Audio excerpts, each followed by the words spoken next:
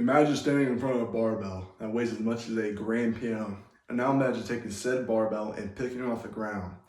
Well, don't even imagine, back in 2016, a man named Eddie Hall, or better known as the Beast, lifted 500 kilos or over 1,100 pounds. This wasn't just breaking strength records, PRs, this was literally redefining what human strength was. That's what we're talking about, how he achieved this lift. And if you're not into all that gym talk, powerlifting, and lifting heavy weights, it's not just that. His story was so inspiring. He put so much dedication in just to achieve one thing, and that's to be the strongest.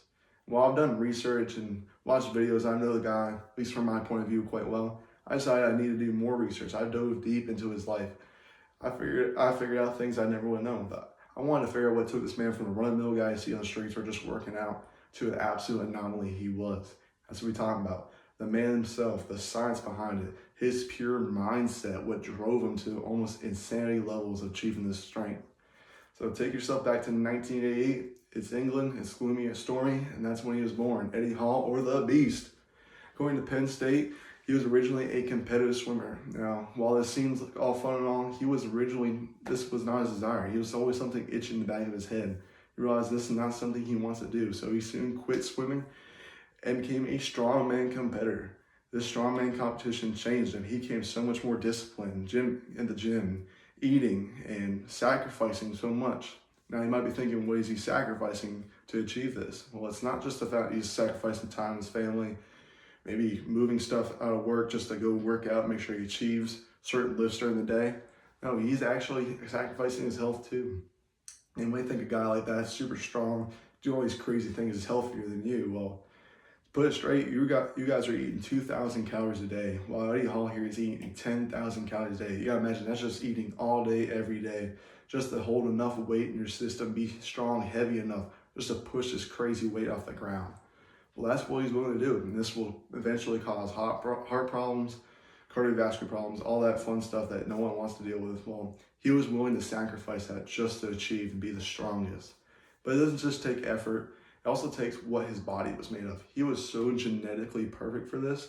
According to Thomas Balshaw, they did a study on his legs that not only was his muscles just huge, his little tendons were thicker than the average strength athlete you see in these competitions. He had bigger tendons, not just than a regular guy, but a strength athlete. The guy that's been training for years, he's still bigger than him genetically. This allowed him to achieve so much more by compressing so much more weight into these tendons be able to put so much more energy out. But it's not just the effort, it's not just the science. His literal mindset is what changes. This is what takes him from being the strongest person achieving a great lift to the strongest person and being the most dedicated to this sport.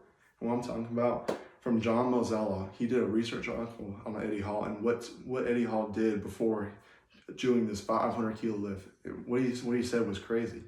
He would do hypnosis treatments. This was literally helping him try to figure out how to put himself into a life or death situation. Quoted from the big man himself, Eddie Hall said he was not there that day. When he was picking that barbell up, he wasn't actually there. He put himself in a life or death situation where he found his family in a car accident and his kids were trapped in the car. Now imagine him. He sees the car, he's going to pick that up. Well, he's giving everything he has. It's not just your body limiting you out because you're just trying to achieve something great. He thinks his family's going to die if he doesn't pick up his car, so he's giving 110%. He's picking the car up while he's actually picking up the barbell. That is just so crazy that someone's willing to push himself to that great limit, because while your body's not normally going to let you achieve that, since he pushed himself so far, this great medical risk, his brain tremors, bleeding, internal bleeding, just his body was under so much stress.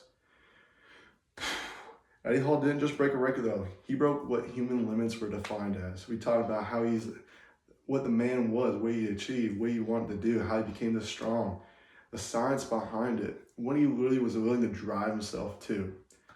He shows what true strength comes from, not just from going to the gym and lifting, but what it takes to be truly dedicated to anything, what it takes to put yourself and make sure you are the best at that sport, what drives your mindset to be the best for that thing.